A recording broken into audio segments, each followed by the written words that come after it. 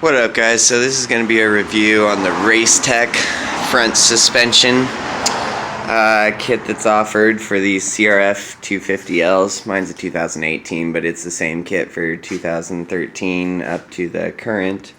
And these are separate function forks, so this one has all your spring and preload, this one has your damping, so it's just putting a spring in that side.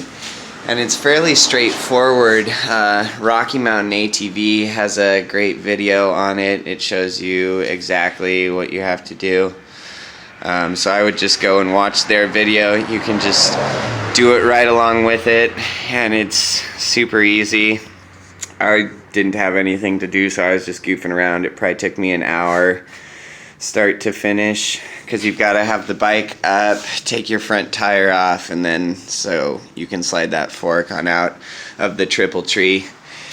And some guys would use an adjustable wrench or a crescent wrench or a spanner wrench to get this cap off.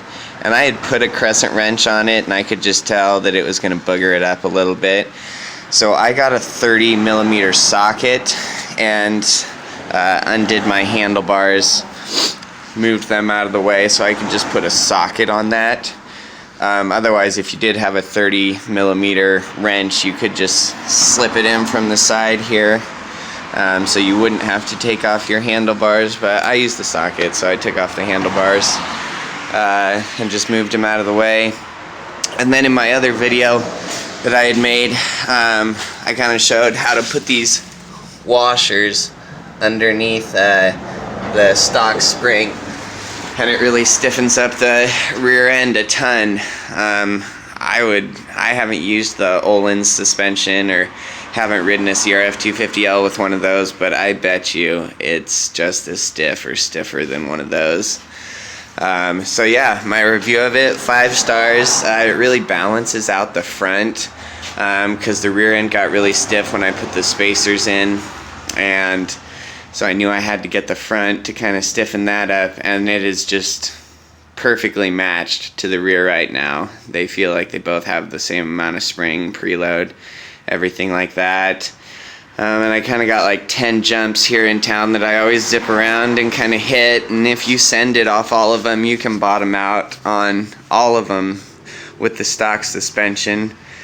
But I've sent it off all of them, and I haven't bottomed this thing out yet, so I'm really happy with that. The kit's about 125 bucks. So, and then if you do the washers under the rear, you didn't spend over $10 to do that. So then you can basically get your whole suspension done for like 135. So it's definitely the route I would go. Otherwise, if you buy that rear suspension, the Öhlins one is like 700 bucks.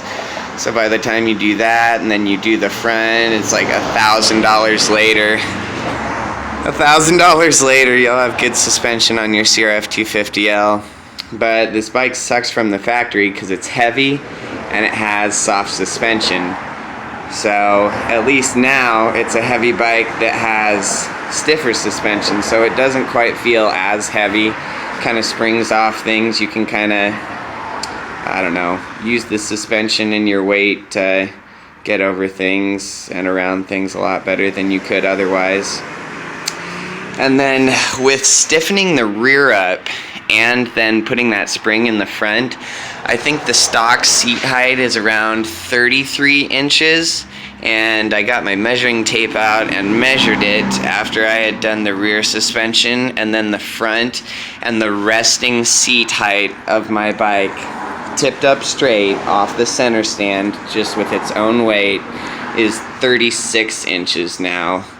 So I almost gained like 3 inches of seat height on the bike, because I was never tiptoed before, and I'm 6 foot, and now if I'm backing it out of a parking spot, I am definitely on my tiptoes.